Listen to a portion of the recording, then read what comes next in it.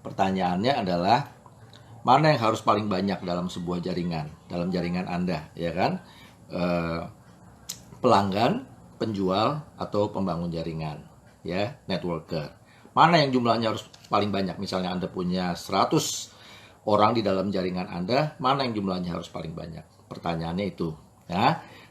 Oke ya, kita jawab nih dari versinya digital networker, ya. Dulu pertama kali saya join MLM itu di MW. Honestly di MW. Nah, ibaratnya sekarang banyak yang bilang nih orang MW di lulusan MW katanya. Iya, betul. Nah, waktu saya join itu kami diajarkan untuk setiap pengembang jaringan memiliki 10 pelanggan. Setiap pengembang jaringan memiliki 10 pelanggan. 1:10. Satu pengembang jaringan dia harus punya 10 pelanggan. 10 pelanggan, sorry. Kenapa? Nah, tentunya harus ditanya kan kenapa. Terus kenapa juga 10? Oke, saya jawab ya. Karena gini, kalau yang namanya user, ya, oke saya mundur dulu dikit. Yang namanya MLM, metode penjualan atau pemasaran secara multi level marketing, si perusahaan produsennya ini melakukan metode itu karena apa? Dia melihat repeat order, transaksi repeat order yang lebih jangka panjang, yang lebih terus-menerus terjadi, ya. Jadi dia pilih itu. Jadi artinya apa? Di MLM itu memang ujung-ujungnya jualan. Metodenya aja network marketing atau MLM. Ya kan? Ujung-ujungnya jualan. Nah, dalam hal terjual atau terbeli, siapa yang paling loyal beli? User, Pak, Bu. User itu kalau sama produk MLM, kalau dia udah trust, kalau dia beli, itu karena dia trust. Ya mungkin pertamanya nyoba-nyoba, tapi kalau dia sampai beli, dia akhirnya jadi namanya pemakai, user, pelanggan. Karena kalau beli sekali bukan pelanggan, ya kan? Tapi kalau udah berkali-kali kita bilangnya pelanggan, pemakai. Dia beli terus karena dia trust dengan produknya. Di pasaran pasti banyak produk yang lain yang sejenis. Dia nggak akan beli, even lebih murah pun dia nggak akan beli. Dia udah loyal sama produknya, ya kan? Nah, kenapa juga harus 10? Nah, lalu apa bedanya kan kalau networker kan juga pada saat join dia kan beli produk juga paket, iya dong. Pada saat join mau jadi pengembang jaringan kita beli paket kan. Produknya banyak juga kan kalau dihitung kan.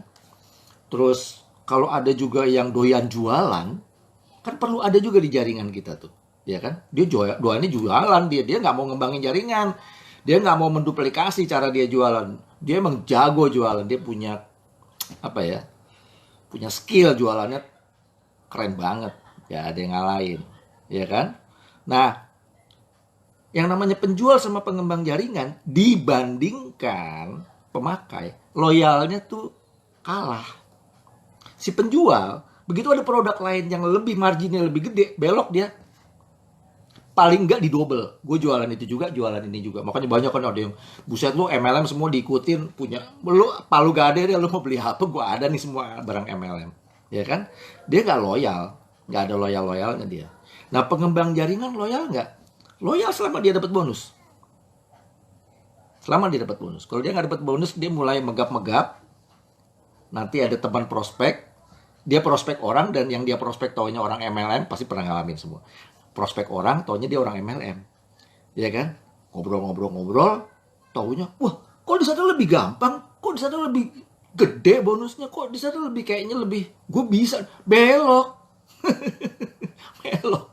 Lu mau produknya nih sehat, belok kalau pengembang jaringan, ya. Atau yang loyal itu adalah yang memang dreamnya kuat. Yang loyal pengembang jaringan tuh memang karakternya dia memang pebisnis sejati, pebisnis jaringan sejati. Jadi dia loyal. Terus dia loyal juga mungkin karena timnya, karena komunitasnya. Dia dengan upline-nya dan downline-nya tuh udah kayak family banget, ya. Nggak cuman kadang-kadang kita gitu, wah family, padahal nggak gitu-gitu amat sih, cuman lagi, semangat gitu ya. Tapi enggak, tapi maksudnya family banget. Kalau ada yang jatuh kita bantu segala macam. Nah itu dia akan loyal. Tapi yang pasti loyal itu dan create money repeatedly tiap bulan itu adalah pemakai. Nah, waktu saya dulu di MW, kenapa dia bilang, upline saya bilang punya 10 pemakai. Ya kan? Sekarang kita ngomong jumlahnya kenapa 10 nih? Kenapa harus 1:10? Ya. Karena gini, dari 10 pelanggan Anda atau pemakai Anda, nggak mungkin tiap bulan beli pada saat bersamaan. Artinya, oh berarti omset Anda ada 10 nih kalau sabun misalnya. Oh, gue ada 10 sabun tiap bulan. Enggak, kenyataannya kan nggak gitu. Ada yang beli bulan ini, ada yang enggak karena belum habis. Ada yang habisnya bulan depan. Jadi dari 10, biasanya 30% itu transaksi tiap bulan. Orangnya bisa ganti-ganti, tapi ada 3 orang yang selalu beli transaksi tiap bulan. Gitu loh. Ya, itu semua pemakai. Jadi ada 3 transaksi. Nah, dari transaksi tiap bulan ini kan ada untungnya. Ada duitnya. Ya kan? Ada yang duitnya dapatnya dari bonus, ada yang duitnya dapat langsung kan. Dari penjualan langsung kan. Oke, ini misalnya sabun harganya kita beli sebagai distributor 1.000 perak, tapi harga retailnya 1.500. Pokoknya begitu orang itu beli, gue dapat gope, gitu kan? Nah, uang gope inilah buat operasional kita menjalankan bisnis MLM, sehingga upline waktu itu mengajarkan bisnis ini harus bisa membiayai bisnis ini sendiri. Jangan melulu mengambil uang dari saldo rumah tangga atau saldo pribadi, gitu. Itu kenapa harus punya pelanggan. Kenapa harus lebih banyak pelanggan? Jadi clear ya, harus lebih banyak. Tapi kalau Anda cuma punya pelanggan toh, it's a matter of time mereka hilang juga gitu. Karena one day akan ada produk-produk baru pasti. Jadi harus yang pertandaan bukan udah punya 10 nih misalnya, udah punya 10, oh ya udah kelar. Enggak. Yang pesannya tuh adalah gini pesannya. Anda harus pertahankan selalu ada 10 pelanggan di jaringan Anda. Mungkin yang ini udah nggak jadi, Anda punya lagi yang baru, kling, 10 lagi. Ini 2 hilang, nongol lagi 2 baru. Jadi pertahankan selalu ada 10, even orangnya ganti-ganti, selalu ada 10 tiap bulan pelanggan. Gitu loh, pertahankan. Ya. Nah, pertama karena mereka yang paling loyal dan create omset. Kalau omset penjualan produk itu stabil atau ya jadi gini, pelanggan itu membuat omset stabil. Pengembang jaringan membuat omset naik, gitu loh. Jadi kalau tahu-tahu naik bisa sampai 1 miliar, itu karena pengembang jaringan punya kerjaan tuh, gitu loh. Tapi karena bisa stabil, berapa misalnya 1 juta, 10 juta, 20 juta, 100 juta, bisa stabil di situ terus, itu karena pemakaian. Sama bonus Anda juga gitu, Anda mau bonusnya stabil, pemakai jangan kurang, 1:10. Anda mau bonusnya naik, rekrut pengembang jaringan, bonus Anda akan naik, gitu loh ya, ngerti ya, mulai bedanya ya. Jadi nggak ada yang salah, oh saya perlu pengembang jaringan yang mau banyak, ya nggak apa-apa. Mungkin misinya Anda adalah ngejar, Anda mungkin punya dream, setahun ini saya harus dapetin 100 juta nih, karena saya misalnya, punya utang, kalau yang gue nggak bayar Desember ini mati gue, jadi gue harus nyampe 100 juta. Nah, kalau lu punya plan seperti itu, jadi gue lu ya, nggak apa-apa ya, biar asik ya. Kalau lu punya plan seperti itu, target seperti itu, pengembang jaringan, ya tapi tetap harus punya pelanggan. Kecuali Anda punya duit banyak untuk operasional harian. Ibaratnya bahasanya saya sama Bang Idrat punya napas panjang. Karena kita juga pernah ada di posisi punya napas panjang, ada di posisi nggak punya napas, megap-megap untuk jalanin aja. Pernah, jadi kita lumayan bisa bicara lah, gitu loh, ya kan? Jadi seperti itu ya teman-teman ya. Dari 3 itu tadi, nomor 1 adalah pelanggan, nomor 2 penjual, nomor 3 pengembang jaringan. Nah, yang paling banyak kami sarankan adalah pemakai. Ya, seberapa banyak? 1:10. Ya, kalau pemakai mau di mix sama penjual boleh. Ya, tapi ingat ya, masalah loyal tuh pemakai paling loyal. Ya kan? Jadi Anda punya caranya gimana supaya itu terjadi? Nah, pertama Anda sendiri dulu, karena leader by example kalau di MLM tuh. Anda mau jadi leader, punya grup, Anda harus jadi contoh dulu. Harus jadi teladan dulu, Anda punya dulu 10. Kenapa? Supaya waktu Anda ngajarin dia menduplikasi, Anda tahu apa yang mesti diajarin. Ya lu udah ngerjain. Ya kan, lu tahu susahnya, gampangnya, lu tahu triknya, strateginya, ya lu udah ngerjain gitu loh, ya kan? Jadi Anda punya 10. Lalu duplikasilah cara Anda mendapatkan 10 itu ke grup Anda. Bayangkan kalau Anda katakanlah punya 5 orang pengembang jaringan, masing-masing punya 10, 10, 10. Ada berapa tuh? 55 orang. Dan 50 diantaranya itu create omset. Nah yang terakhir, kenapa perlu pemakai? Karena perusahaannya, kan kita dibayar oleh perusahaan, betul nggak? Sekarang saya pernah tuh join di perusahaan, nggak ada masalah dengan jaringan saya, tapi perusahaannya ambruk. Terus mau diapain? Dapat duit nggak gue? Nggak ada. Nah sama, kalau Anda create omset dengan user yang repeat ordernya stabil, perusahaan sehat. Nah itu tadi siapa yang jawab tuh? Omsetnya sehat. Nah benar tuh. Tadi omsetnya sehat itu Pak Farid Ridwan. Nah, Pak Farid keren tuh.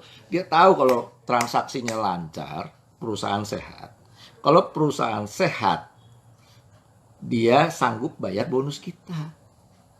Ya kan? Kalau dia sanggup bayar bonus kita, fokus kita nggak kemana-mana. Cuman rekrutmen dan membangun jaringan. Kita nggak fokus sama nanti kalau perusahaannya bangkrut. Enggak. Bahkan dia bisa create produk-produk baru yang bisa membantu kita. Gitu ya. Jadi, saya ulangi sekali lagi. Yang paling banyak harusnya user. 1:10 sama pengembang jaringan. Yang paling sedikit dibandingkan yang lain pengembang jaringannya. Gitu loh. Dan tambahan tips juga, karena ada yang nyaut nih Mbak Erika, leader by example. Ya. Jadi gini, mungkin beberapa teman-teman saya lihat tuh juga ada yang komen, kalau menghadapi upline yang egonya tinggi, gimana nih cara menghadapinya, ya kan? Nah, saya ngomong dari sisi yang lain, dari sisi Anda akan menjadi seorang leader yang seperti apa nih? Kalau Anda tidak terbentuk dengan baik, maka downline Anda akan ngocehnya kayak gitu komplainnya.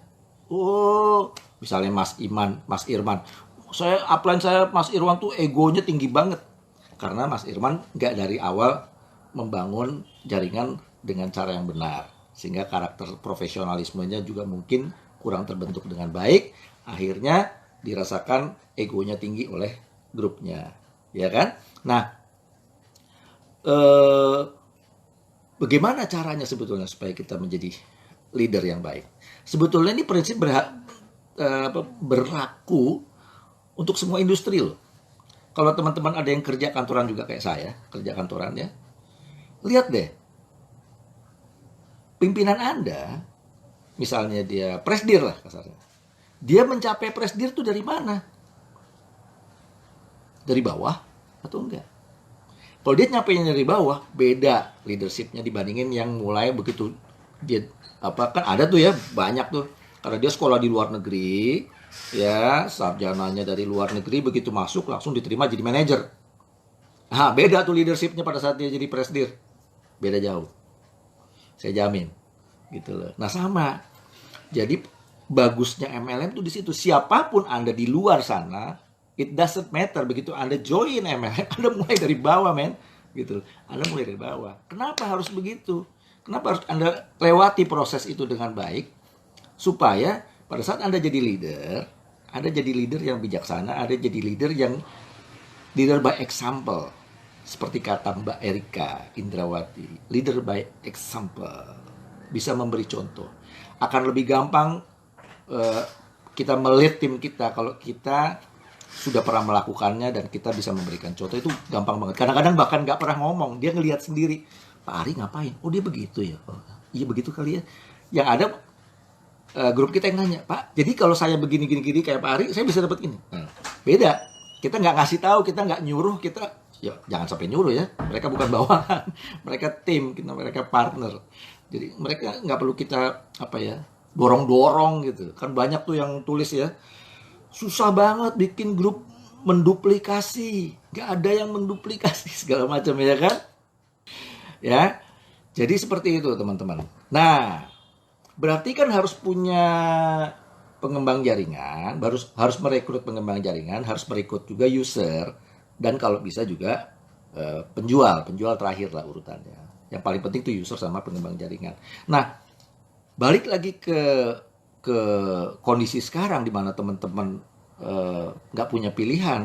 Kalau mau maju kenceng ya, kalau mau maju kenceng nih, kalau mau cuman survive aja, flat aja ya, silakan menjadi online networker. Tapi kalau Anda mau keluar dari masalah ini, kami sangat menyarankan Anda menjadi digital networker. Nah, tadi saya di depan udah cerita ya, digital networker berarti kita punya sistem funneling yang untuk bisa memasukkan traffic yang isinya pemain-pemain MLM yang berkualitas. Nah, sistem funneling yang kita ajari nanti juga bisa membedakan. Ini asik ini kerennya nih, ini the secret, the beauty. Sistem fundelingnya itu bisa membedakan mana yang pengembang jaringan, mana yang user. Asik nggak? Jadi hasilnya nanti orang datang ke Anda itu bukan nanya produk, bukan minta dipresentasiin, bukan nanya ini MLM atau bukan, atau bahkan nolak. Enggak. Orang datang ke Anda langsung, kalau nggak saya mau beli produknya atau saya mau join bisnisnya. Enak nggak? Dia datang udah begitu dan ada mesin yang follow up. Enak nggak? Nah itu yang kita udah nikmatin itu. Nah makanya kita berani kasih ke teman-teman dalam bentuk kursus kelas online, ya kan? Karena kan kita juga nggak bisa ketemu. Saya kepingin banget nih sama Bang Indra sama Bang Joni, kalau sampai nanti memungkinkan suatu saat nanti semuanya udah kembali new normal, kita bisa ketemu offline, asik nih, ya. Kita bisa ketemu lagi offline, yang di Jayapura kita ke sana, yang di Manado, Bro Rengli, kita ke sana, brother, ya kan? Yang di Dali Serdang, kita main ke sana, kita bisa ketemu offline. Ya kan? No problem, emang begitu. Seperti kata Bang Indra, bisnis MLM itu bisnis silaturahmi. Ya. Jadi silaturahmi kan udah bagian dari pola hidup kita, orang kita, ya kan? Tapi bagaimana silaturahmi ini bisa memberi keuntungan buat orang lain, dan setelah orang lain itu untung, kita juga mendapat untungnya. Jadi orang lain dulu nih untung. Kalau di MLM kan gitu kan, Anda sukses kalau Anda bisa membantu orang lain sukses lebih dulu. Konsepnya seperti itu, dan menurut saya itu sih bagus, ya kan? Keren lah. Kita fokusnya jadi bantu orang, ya. Jadi itu aja. Saya akhiri live saya malam hari ini, ya. Buat teman-teman yang belum daftar, silahkan mendaftar e-course-nya.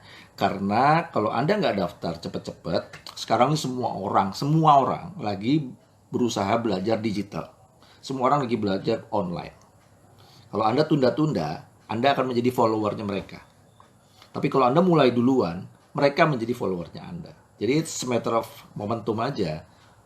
Resikonya mau pilih yang mana, terserah. Ya kan? Tapi saya encourage Anda cepat-cepat daftar. Karena apalagi pilihannya. Nggak punya daftar nama. Nggak ngapa-ngapain bro. Akhirnya orang-orang yang itu lagi kita telepon. Orang-orang itu lagi kita hubungi, kita share. Muak dia. Makanya orang benci sama MLM. Nah supaya nggak benci sama MLM, kita harus punya daftar nama banyak. Supaya daftar namanya banyak, satu-satunya cara sekarang adalah digitalize, bukan sekedar online. Oke, itu aja dari saya. Stay safe, stay home, stay inspired. See you later. Peace. Bye-bye. Bagaimana cara daftarnya Pak? Nanti saya, Mbak Mimi, nanti saya tulis di konten ya, di komen ya, linknya. Nanti tinggal klik link aja. Oke. See you later everybody. Bye-bye.